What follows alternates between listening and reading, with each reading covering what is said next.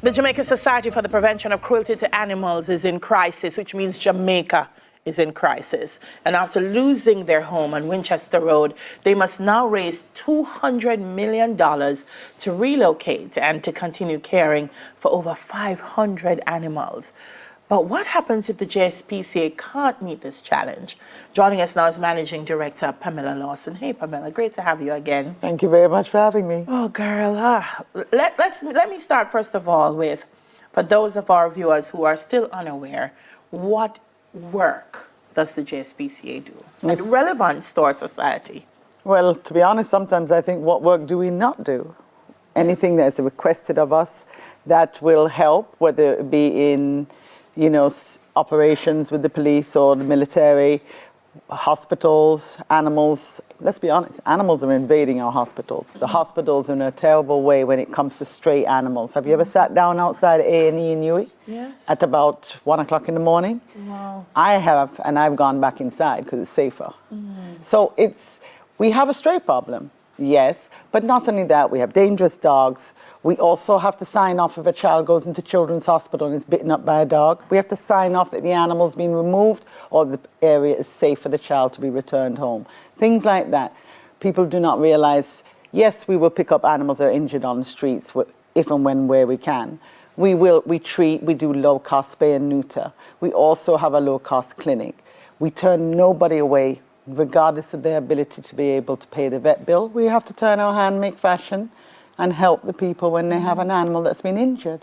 So there is nothing we will not or cannot do if we set our minds to it. Because when I read the 500, I was like, that figure could easily be 2,000 because it's so much that is required of you. How are you funded? We generate our income through the low-cost clinic. So we deal with volume versus all the frills and fancy stuff. Yeah. So we have a high-volume clinic, but it is a lower cost than most of the other facilities. And so we see over 700 odd animals coming in per month that are abandoned, relinquished. People have the right to come to us and say, I can't take care of an animal anymore, and we will take it. So you don't get funding from government, or do you get some kind of subsidy? We get a subvention of $25,000 per month, Jamaican. So. In total? Wow. Okay. So it's, it is a struggle sometimes, but we make it work. And so when we do like veterinary clinics or spay and neuter clinics in economically challenged communities, in the tourist resorts, which is a must because our number one product is tourism, and it distresses the tourists. We make it stretch. I'm $25,000. So I'm thinking maybe there is not just a lack of awareness, maybe a bit of a lack of appreciation for just how vital you are to the society at all levels. I would agree on that one, yes. Yeah. I think we've been around for so long. We're 120 odd years old. The JSPCA? So don't we look good for our age? Yeah, oh my God. Over 100 years old. We're one of the oldest animal welfare organizations in this hemisphere. Yeah. Yes. Well, that's amazing. All right, so we have a problem.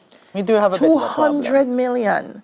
Talk to me. What are we hoping? Well, we have set up a GoFundMe account. Once you put in JSPCA on the GoFundMe, you will see it come up. We have, in 24 hours, we have seen a lot of positive response. Thank God. A lot of people have been emailing us and calling us and saying, how can I help? I might not have money, but I have this skill set, etc., or my company can help you with this.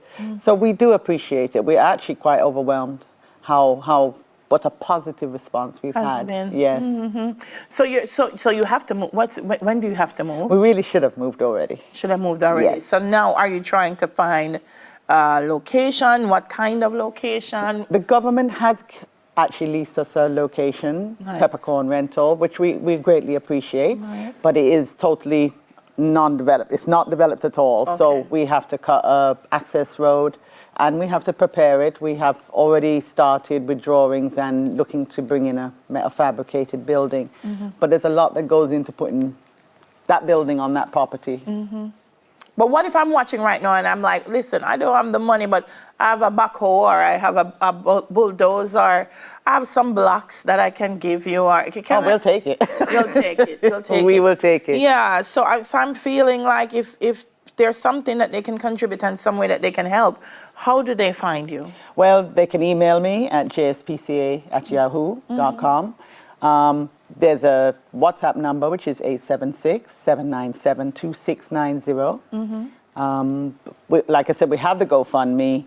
They can call us on 876-929-0320. There's many ways. Or they can just come in and see us. We haven't moved yet. You haven't moved yet. Tell them where you are so they can come in. We are at 10 Winchester Road still. Like I said, not maybe for a long time. I mean, NHF has been very gracious so far in trying to hold back as long as they can. So we're inviting anybody and everybody, if you can give us any assistance, we're not turning it away. The funny thing is, I say sometimes because there are people who do the work in the background and we enjoy the benefits of that, so much so that we don't understand how important it is.